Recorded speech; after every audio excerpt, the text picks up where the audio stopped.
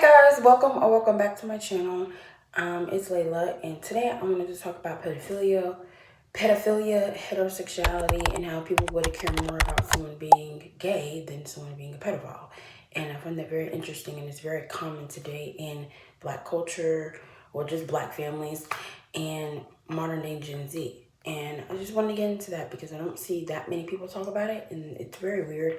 So hope you like, comment, and subscribe if you're new here, and let's get on with the video. Okay, I am doing my hair because I just washed my hair, and now I'm like detangling it because I can't do this on its own. I don't care how I come up on here because it's how I feel and what I'm voicing matters, not my looks. And that's one thing that's really important to women today. Just paying attention to what I'm saying. I just shouldn't have to look attractive for you to care about what I have to say. But anyways, getting into today's video, if y'all don't know about the rapper Boston Richey, he's pretty famous for that song that's like, help me. Yeah, baby, can you help me? He was in a relationship with Tati, and they actually started seeing each other when she was 16 and he was 25, if I'm to be exact. And it's very interesting how Tati exposed him. I guess Boston was talking about her a lot, and he thought that it would be okay. Yeah, he was talking about her, and she was just like, fuck it, since you're gonna keep talking about me, I'm gonna expose your ass. And so she exposed him, and she exposed the fact that he abused her. Like, apparently, I'm just going out on a limb here. He was abusing her the amount of, I don't know how long they were in a relationship, but he was abusing her for that whole time, it seemed like. And it was crazy how she had posted two separate posts. There was the post about him asking her to get here now and beg him and all this stuff. That's where all the jokes on like baby, can you help me? Like TikTok and social media is coming from. And then she made a whole nother post where it was like he kidnapped her and she was butt-booty naked in a car with a bunch of men, and she showed proof of him like beating on her and stuff. And it's so crazy how the internet made a joke out of about him getting pegged and looked over the fact that, one, he was grooming her, and he's a pedophile for being 25, looking at a 16-year-old in a romantic way. And y'all took it and y'all made her trauma into some type of joke. And then when people wonder why victims don't speak up about whether it's violence, domestic violence, whether it's, pedophilia, and they always blame the woman. They're like, well, she knew, it doesn't matter, like she dressed and she act this way, so it comes with it. And it's just like, we always make the situation to where it ends up where it's being the woman's fault. The woman did this, the woman did that. That was a child. And even now, she's still a child. I don't know how old Tati is. So she was 6. I think she's like, I think she's my age. Or very close to me. 20 maybe. Something around there. I know she's still pretty young. Still technically a child. Underage. Under 21. I'm sure. And they made it into some way where it's her fault, where she put this on herself. And I just wanted to talk about how women aren't safe. It's like, y'all make women's trauma into a joke. Like, this girl literally went on the internet, and I know the internet, you can have your opinions, but at the end of the day, just because you can have an opinion doesn't make it right for you to say these things and to be so open about like making fun of women's trauma, women's abuse, and all these things. And we don't know what that man did that day when he kidnapped her. But mind you, I'm probably gonna insert photos. I don't know if I want to, because my TikTok might flag it or something. But she really was in a car, butt-booty naked. And I don't know how old she was, but she's under 21, so a child. Honestly, I don't care if she was 18 or not. Really weird. This is like a 27-year-old man, and she's like, what, 18? And he kidnapped her with his friends and sat up here and had this child naked in front of them. And who knows how traumatizing that was to this day. And I just feel so sorry for her, because I don't care who you are, what you do, it doesn't matter. This was a child, and she wasn't protected. And that was not right. I don't think that was right on any occasions. Also, I've seen someone comparing the Celeste situation with David to the Tati and Boston Richey situation, and you might be like, how do those compare? I did some research a little bit. I'm not, correct me if I'm wrong on any of this, because at the end of the day, I'm just looking up information and learning and gathering my own thoughts and saying how I feel on my page, because I can. And Celeste was 11 when she met David, or whatever his name is. And, you know, he had been preying on her, obviously, because he was like 18 when they got together, and she was 11. And someone said that no one's bashing Celeste because they don't know anything about her. They don't know anything. Nobody knew anything about Celeste, so they can't use anything against her. You know how people will make victims and like try to find like what's wrong with their situation. They like, you can't be there's. I heard someone say that Tati isn't the perfect victim, and that's why they're like bashing her every which way. They're like, oh, she was grown enough, so it doesn't matter. It's not that deep. And with Celeste, nobody knew anything. All they know is that a man, she was 11, 18-year-old man killed her when she was 15, 14 or 15. And she was in an inappropriate relationship, and she was groomed. And, you know, our parents might have knew a little bit, but they didn't care enough to save their daughter. You know what I'm saying? So Celeste would be considered a perfect victim in people's eyes, because there's no way they can bash Celeste. They can't say anything about Celeste because they didn't know anything about Celeste. And it's like, as a woman, the more information they use, the more information they know about you as a woman, the more they're going to use against you. And that's just a perfect example of the two situations. And it's so disappointing how women aren't protected, because these two situations are both examples of two children not being protected correctly. I don't care.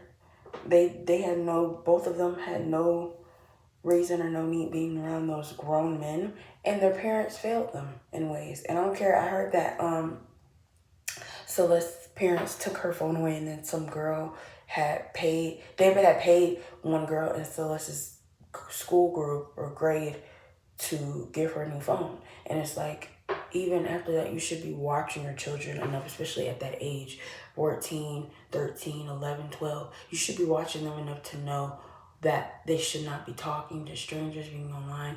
And I do think that her parents failed her. I don't care if they barely did anything. I don't care if they did something. They didn't do enough. If they did enough, their daughter would be alive today. That's truly how I feel. That's my take on it. I think it was irresponsible of the parents, because at the end of the day, I'm never going to blame the women. These were children, and they were not protected, and the system has failed them. And that's all it is. And it's so crazy how I had seen, I'm just saying, making this clear, this girl had made a post, and she was like, it's so crazy how David, he killed one woman and he was arrested, but Trump has, who knows how many women he has sent people to kill, how many women he has raped, the amount of things Trump has done in the public eye, and he's not arrested. And it's so disappointing that, regardless, David, he is a terrible person and he deserves life, honestly. Death penalty, I don't care. But it's so crazy how being black is how quicker you get your sentence. Because Trump is out here roaming and being a terrible person, open to the eyes. So many cases on him that haven't been fulfilled. It don't make no sense. And he has not gotten any type of discipline or any type of, charge or anything to his name to affect him forever, But since David is black, it was quicker. And honestly, I'm so glad they got him so fast, because it was well deserved. But I just wish that energy was put onto all the white men and that are hurting women out there, because every pedophile, every murderer, every rapist deserves the exact same energy, no matter what race you are. David was so worried about, apparently he killed Celeste because he didn't want her to ruin his career. But it's like, regardless, dude, you ruined your own career. You killed her. You did the worst thing possible. Like, it's genuinely shocking how you're so worried about his career. Now you're never going to have a career. You killed a poor little girl because you were ruining her life, and she was trying to get away from him, as she should, because she knew that she deserved more than this situation. She knew that she deserved more than being with someone who looks at someone who's like 7 years younger than him as a girlfriend like that. She knew that was weird, and she was trying to get out of the situation. It's so sad that nobody really helped her and got her the proper help that she deserved. That's really just my main focus on the situation. The system has failed these little girls, these young women. They do not deserve anything that was headed their way. I hope David Rotz and Boston Richey, I hope people look into him as well. And y'all need to stop looking at gay people as the problem and start looking at pedophilia. Like, that's just so crazy to me. Y'all care more about your son. Y'all care more about your son being gay than him being a predator. And like, huh? Like, that doesn't make any sense. It's baffling, especially in Black communities. They look at being gay as like I get it, like, y'all are Christian, whatever, like, believe what you want to believe, but disrespecting and disregarding the pedophilic uncle at the family event. But you looking more at the gay son.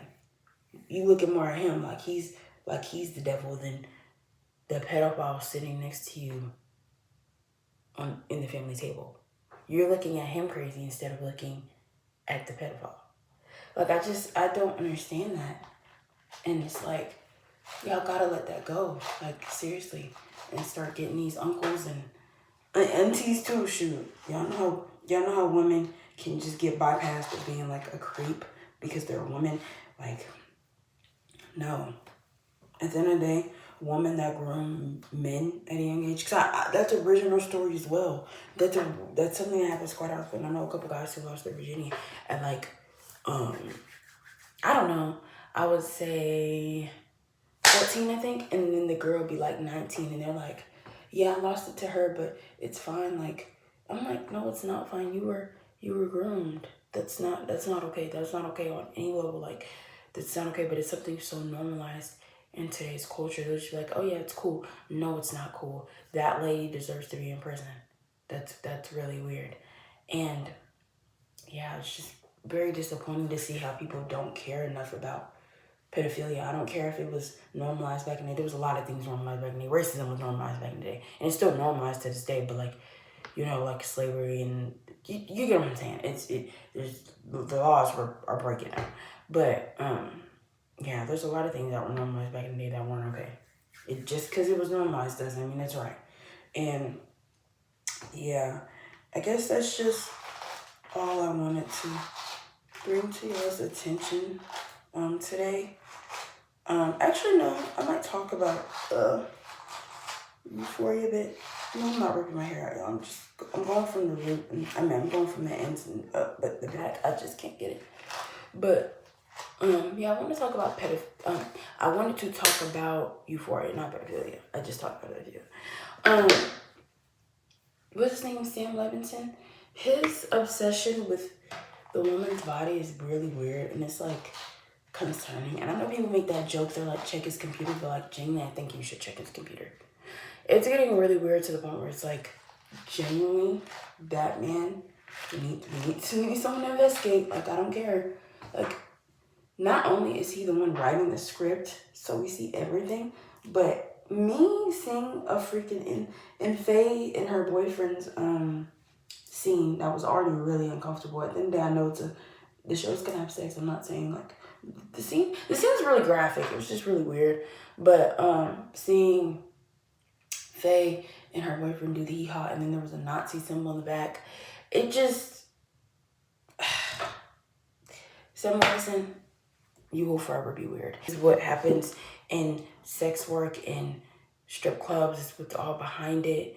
And I agree that maybe we should show that, but I think we've went past the limits in this show. It's very uncomfortable to watch, and some of the scenes are very uncomfortable. And I'm not saying that they should, but there should be like a freaking warning at some scenes, because it can get really uncomfortable. I know I've gotten really uncomfortable.